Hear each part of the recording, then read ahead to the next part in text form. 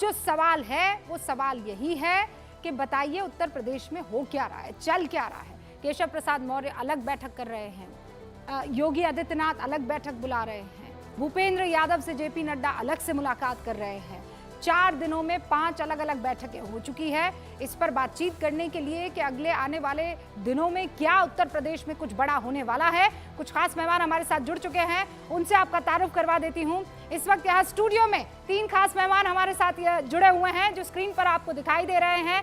Satish casing साहब इस वक्त आपको दिखाई दे रहे हैं, वरिष्ठ पत्रकार हैं। विजय जी भी हमारे साथ जुड़े हुए हैं, बहुत बहुत स्वागत है सर आपका।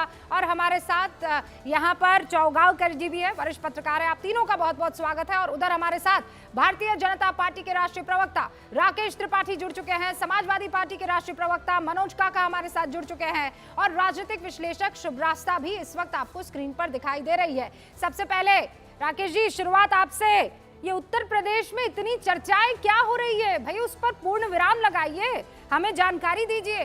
कोई कह रहा है योगी आदित्यनाथ को कुर्सी से हटा दिया जाएगा, कोई कह रहा है कि मौर्य ने अब ये बता दिया है कि संगठन महत्वपूर्ण है, सरकार नहीं है।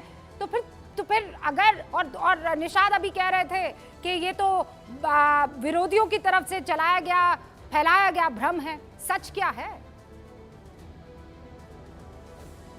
देखिए रूबिका जी, 24 घंटे का चैनल है, चर्चा होना आवश्यक है, चर्चाएं होती रहती हैं और चर्चा करती हैं। आप तमाम पैनलिस्टों को साथ में आमंत्रित करती हैं, विश्लेषण करती हैं, ये आपका अधिकार है। आप जिस विषय पर विश्लेषण के लिए बुलाएंगे हम उस विषय पर आपके साथ चर्चा करने के लिए आएंगे। लेकिन ये किसने कहा है कि नेतृत्व का परिवर्तन होने जा रहा है? ये किसने कहा है कि मुख्यमंत्री हटाए जाने वाले हैं? ये किसने कहा है कि कोई फेरबदल होने जा रहा है? ये किसी ने नहीं कहा है। ये बातें कपोल कल्पना के आधार पर गढ़ी गई है। ये उत्तर प्रदेश को लेकर के इस प्रकार की चर्चाएं कोई पहली बार नहीं हो रही है। ये बारंबार इस प्रकार की चर्चाएं की जाती हैं और नतीजा सिफर होता है। कोई फेरबदल नहीं होने जा रहा है। मैं इस बात को स्पष्ट तौर पर, आधिकारिक तौर पर कह रहा हूं। उसके बावजूद बार बार इस तरह की बातें कह करके एक वातावरण खड़ा करने का प्रयास करता है। भारतीय जनता पार्टी एक लोकतांत्रिक संगठन है, जिसमें राज्य का नेतृत्व अपने पार्टी के केंद्रीय नेतृत्व के साथ परामर्श करने के लिए समय समय पर मिलता रहता है। इस समय पूरे देश भर में एक पेड़ अपनी मां के नाम पर लगाने का एक बड़ा अभियान चल रहा है। अब मेरे पर तो आपने फौरन कुछ क्वेश्चन मार्क लगा दिया कि 24 घंटे का चैनल है, आपको खबरें दिखानी है। भाई आप भी तो 24 घंटे राजनीति कर रहे हैं ना। अब हमने ही थोड़ी कहा था केशव प्रसाद मौर्य से कि वो 3 बार हाथ उठाकर ये कहे कि सरकार से बड़ा नहीं, सरकार से बड़ा है संगठन, सरकार बड़ी नहीं होती है। हमने थोड़ी कहा था केशव प्रसाद मौर्य से कि आप ट्वीट डिलीट कर दीजिए और फिर उसको अपने ऑफिशियल ट्वीट से ट्वीट कर दीजिए। हमने थोड़ी कहा था। अब त्रिपाठी जी, जब 2+2 हो रहा है तो हम तो 4 करेंगे ना। हाँ, नहीं बिल्कुल आप करिए, आपका अधिकार है, मैंने मना नहीं किया है। मैंने तो पहले ही कहा था विश्लेषण करने का, चर्चा करने का आपका अधिकार है, आप करेंगे। देखिए, एक शाश्वत सत्य की तरह से हम इस बात को स्वीकार करते हैं ना कि लोकतंत्र का चौथा स्तंभ पत्रकारिता है, पत्रकार लोकतंत्र का चौथा स्तंभ है। ये कहीं लिखा हुआ नहीं है, लेकिन हम इसको स्वीकार करते हैं। ऐसे ही संगठन सरकार से बड़ा है, ये कहीं लिखा हुआ नहीं है, लेकिन हम इसको स्वीकार करते हैं और बार बार दोहराने का काम करते हैं। ये कोई पहली बार केशव प्रसाद मौर्य जी ने कह दिया है, कोई नई थ्योरी दे दी है, कोई नया शोध कर दिया है, ऐसा नहीं है। ये बात पार्टी के हर कार्यसमिति की बैठकों में जब भी कार्यकर्ताओं से संवाद होता है तो बार बार ये बातें कही जाती हैं कि सरकार तो आएगी और जाएगी, लेकिन संगठन स्थायी है। संगठन की मजबूती के कारण ही सरकार का निर्माण होता है और सरकार में बैठे हुए सारे लोग एक न एक समय संगठन से ही निकल कर जाते हैं। बात है, लेकिन अगर आकर कहना पड़ जाए चौथा स्तंभ तो इसके पीछे कोई तो वजह रही होगी ना, कुछ तो हो रहा होगा और उसी को समझने की कोशिश है। 30 मंत्रियों की बैठक बुलाते 2 डिप्टी सीएम नहीं होते हैं, समझने की कोशिश है। सतीश केसिंग, आप बताइए, क्या आपको आपका अनुभव क्या करता है?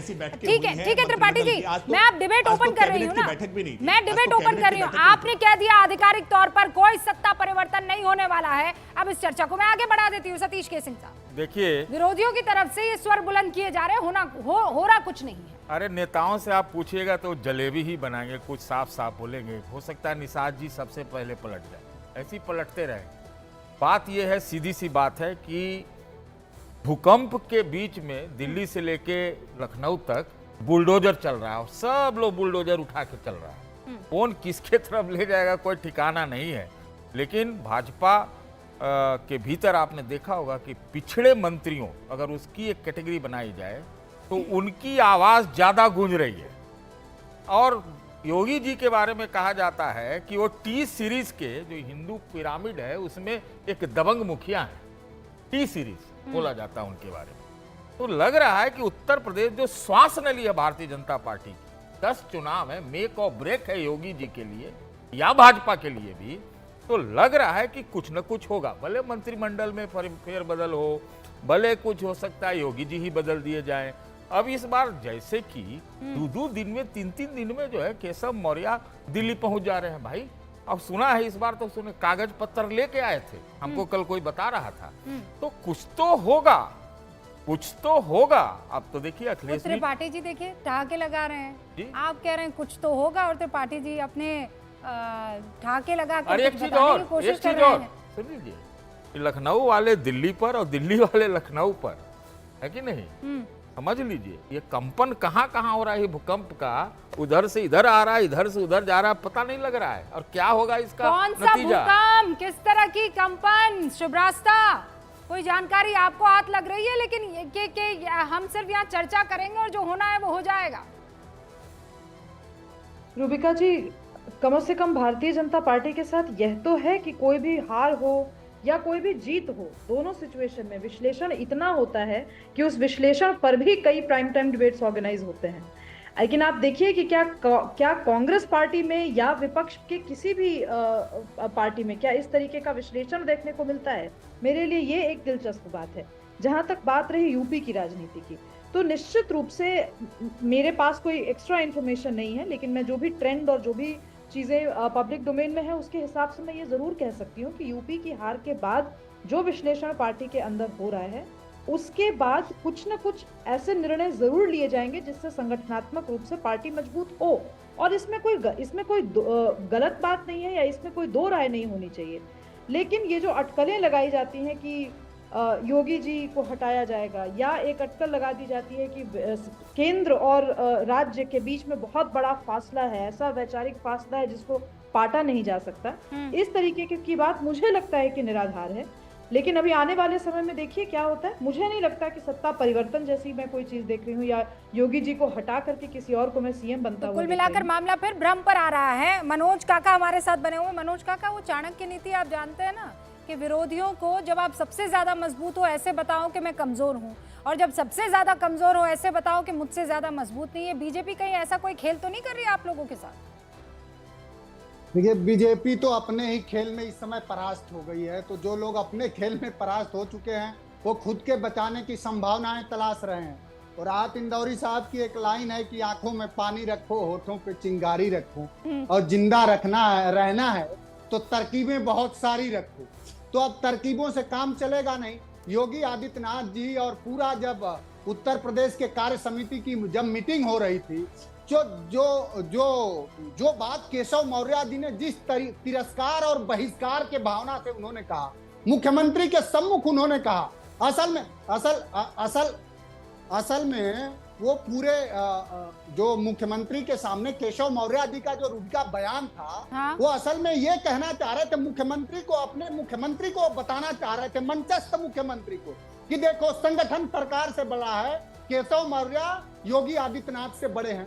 अब बात यही नहीं रुकी, योगी आदित्यनाथ फिर उठे, फिर उन्होंने कहा कि देखो यहाँ उछल कूद करने वाले ये जो लोग हैं, चाणक्य के सामने जो उछल कूद कौन लोग कर रहे हैं, उछल कूद करना बंद करना पड़ेगा। क्योंकि भारतीय जनता पार्टी अब इस हार के बाद इस हार को पचा नहीं पा रही है। क्योंकि भारतीय जनता पार्टी का जो भ्रम था, जो भयजाल था, हाँ? वो अब उत्तर प्रदेश के जनमानस के सामने जाहिर हो गया है कि ना सुरक्षा के नाम पर कुछ है, ना सिंचाई के नाम पर कुछ है, ना रोजगार के नाम पर मंच पर जो चीजें हो रही हैं उसके विश्लेषण पर अगर बात आएगी तो मंच पर तो अखिलेश यादव अपने पिता से माइक छीनने के लिए भी चले गए थे। मंच पर क्या हो रहा है, कैसे हो रहा है, कब हो रहा है, किस परिस्थिति में हो रहा है, वो सामने बैठा दर्शकगण क्या समझ सकता है?